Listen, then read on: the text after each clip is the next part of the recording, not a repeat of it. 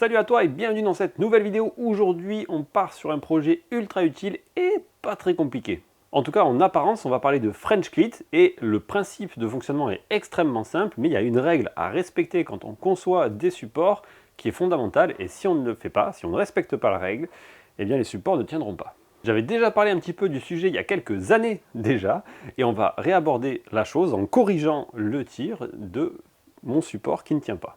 Donc après ça, vous pourrez accrocher à peu près tout en French Clit et c'est extrêmement pratique ce genre de système pour l'atelier. Je vous montre ça juste après.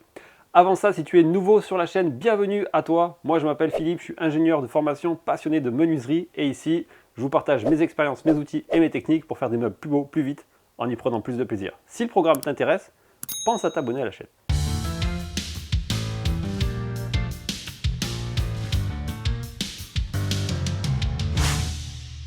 Voilà le panneau sur lequel je pose mes French Clit et le principe est extrêmement simple, c'est qu'on va faire ici une pièce qui va avoir une coupe à 45 degrés qui va venir se clipser dans une autre pièce qui est aussi coupée à 45 degrés, un petit peu comme celle-ci. Donc on accroche cette première pièce au mur, on accroche cette deuxième pièce dessus et on a un système d'accrochage qui est mobile qui va nous permettre de les positionner où on veut. French Clit. Sauf qu'il y a un petit élément de théorie qui est important à mettre en place systématiquement si on veut que ça tienne, et c'est le transfert de force. Le principe il est extrêmement simple, c'est que là, si je positionne mon French Clit, techniquement ça tient, sauf que l'effort qui est fait sur le dessus va être transféré ici sur la jonction, et donc rapidement mais sûrement, ça va tomber. Et ce support de tournevis, je le traîne depuis des années, il est tombé des milliers de fois, j'ai l'impression, par terre, et aujourd'hui, on va le refaire avec les bonnes pratiques. Là, à l'heure actuelle, le support de tournevis qui ne fonctionne pas, il est fait de cette manière. Là, on a le mur avec notre système de support French Clit qui est accroché au mur, d'accord ? Et on a notre deuxième système qui est positionné comme ceci, avec là directement une pièce dans laquelle on va venir loger le tournevis. Et la problématique avec ce principe, c'est que là, l'effort qui est fait quand on va venir insérer le tournevis, ça va avoir tendance à tourner autour de cet axe, et donc du coup, on va se retrouver ici avec une force qui va avoir tendance à faire tomber notre support. Donc l'idéal, ça va être ici de revenir mettre notre bâti, toujours pareil, avec le support mural.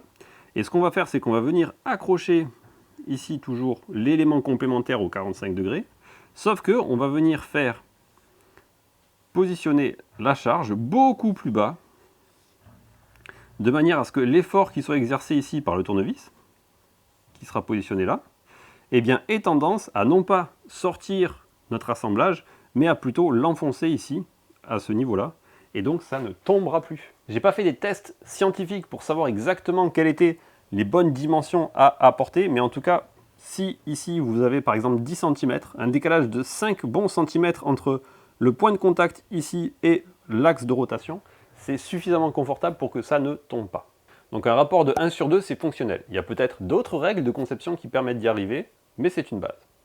Maintenant qu'on a le principe, voyons un peu comment on l'applique. Donc là, on a ce projet initial qui a un certain nombre de défauts. Donc on l'a vu au niveau de la conception, puisque le système de support est au-dessus de la zone d'accroche. Donc là, on va venir le décaler un peu plus bas, première chose. Et deuxième point qui est important, c'est que là, il est relativement long. Et il y a très peu de trous, en tout cas pas suffisamment par rapport à l'usage que j'en fais. Donc on va essayer d'en mettre beaucoup plus. Et le point qui est saillant au niveau des tournevis, c'est qu'on ne sait jamais vraiment combien on en rachète régulièrement parce qu'on a besoin d'une forme un petit peu compliquée pour un projet particulier, etc. Donc c'est pas mal si c'est évolutif. Donc j'ai eu ce qu'on va appeler une fausse bonne idée, et à chaque fois je vous dirai FBI pour fausse bonne idée quand j'en retrouve une, c'était de faire une rainure. Donc de là, à la place de faire une série de trous, comme j'ai présentement, c'était de faire une rainure sur tout le long pour pouvoir positionner les tournevis. Sauf que j'ai fait quelques tests avec la presse, histoire de me rendre compte à quoi ça ressemble, et je vais tout de suite vous montrer. Imaginons que la rainure que j'aurais fait pour positionner mes tournevis ressemble à peu près à ça, donc là on a environ 8 mm, et quand je vais venir positionner mes tournevis, voilà ce qui va se passer, ils vont tomber sur le côté, et ça va énormément m'énerver, d'abord parce que j'aurais perdu du temps à faire une rainure, et ensuite parce que ça ne tiendra pas. Donc, fausse bonne idée. Et si je vous en parle, c'est parce que j'ai vu des plans d'un support de tournevis fait avec des rainures, et je pense que du coup, s'il y en a un certain nombre qui sont positionnés à gauche et à droite, ça peut tenir, mais je ne vais pas prendre de risque. Donc on repart sur un système de trous, et là à la place de faire une rangée de trous, je vais en faire 3 avec des petits décalages, histoire qu'on puisse positionner tous nos tournevis. Voilà. Bon, on va couper avant, puis on fait les trous après. Allez, on va à la scie.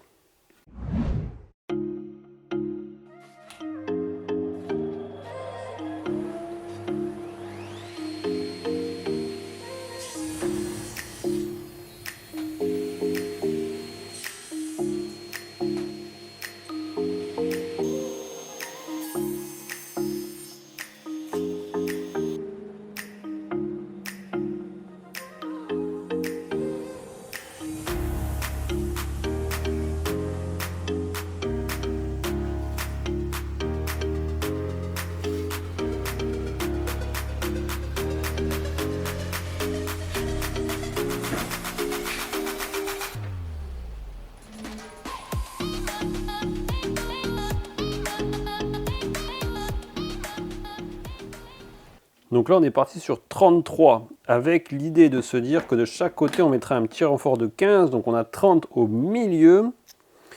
Et bon, sortir la calculatrice, on va essayer de trouver un rythme régulier. Donc on a dit 300. On va laisser 2 cm de chaque côté pour la place du tournevis, donc moins 40. Et on va laisser peut-être 3 cm entre chaque. Donc divisé par 30, ça nous fait 8,6. On va dire 8. Donc on reprend 300. Moins 40. Divisé par 8. 32,5. On dirait presque qu'on l'aurait fait exprès d'arriver à 32. Ben on va faire ça. Donc je pars du côté là. On a dit qu'on avait 1,5 plus 3 cm. Non, plus 2 cm. 3,5. Et ensuite, on va faire tous les 32. Et je vais faire pareil ici. 3,5, 3,5. Et ici, je vais me décaler du coup d'un demi-pas. Donc de 16,5 plus 35. Non, plus 35. Ça fait 51,25. C'est bizarre. Peu importe. 51. Allez. Et pour faire le transfert, il n'y a rien de tel qu'un compas.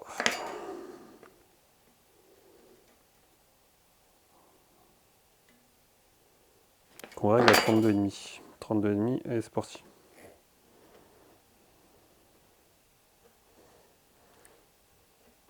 On se croirait dans la marine en train de tracer une route maritime. Ce serait la classe, non? J'espère qu'on arrive bientôt. Là! Plus qu'à percer. Et pour le perçage, les trous du fond, je vais faire des trous de 12 pour les plus gros tournevis. Et devant, je ferai des trous de 10 pour les moins gros tournevis. Et c'est parti.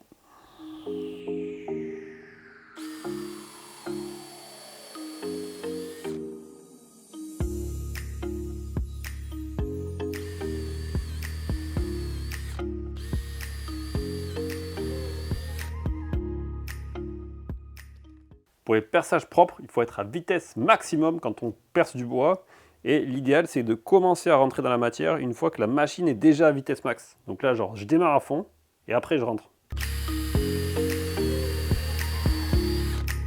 Et c'est à peu près propre.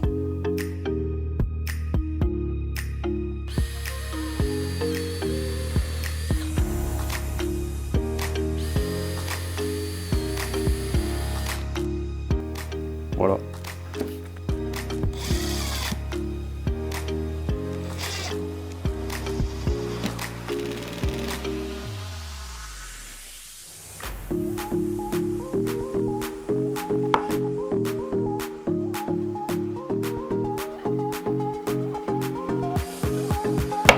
Ce qu'on va faire, c'est qu'on va faire un petit pré-trou là, parce que j'ai peur de tout casser.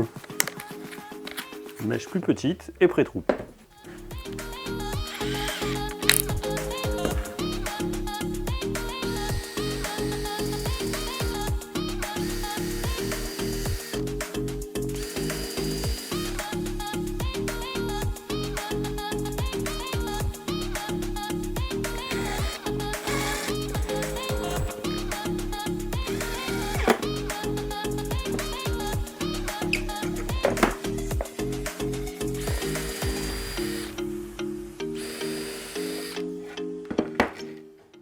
Dernier point, ça vous a pas échappé, j'ai laissé un gros morceau sur l'avant. Rien d'inquiétant, c'est que c'est toujours beaucoup plus facile de travailler avec des grosses pièces qu'avec des toutes petites. Donc là, j'ai laissé de la place, comme ça pour fixer les serre-joints à droite à gauche, c'était facile. Et maintenant, je mets un petit coup de scie et c'est fini.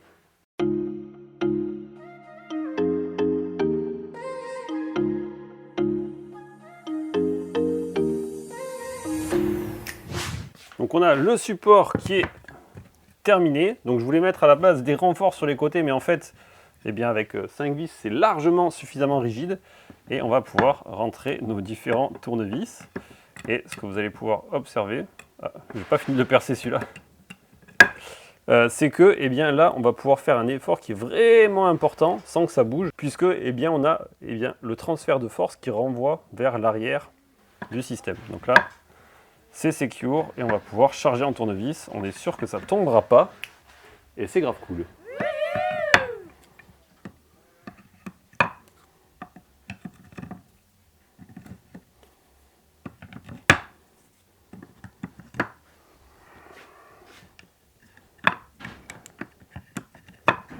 On arrive déjà à la fin de cette vidéo, comme on l'a dit, sans prétention, mais au moins on a un rangement supplémentaire qui ne tombera pas par terre.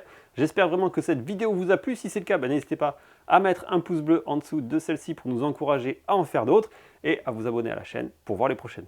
Le prochain rangement French Kit que je ferai, ce sera sur les scies japonaises. Donc si tu as des idées, n'hésite pas à me les donner en commentaire parce que je ne sais pas exactement encore comment on va faire tout ça. Merci d'avoir regardé cette vidéo. Je vous souhaite plein de super projets, faites des choses de vos mains, amusez-vous bien et puis à très vite, ciao ciao.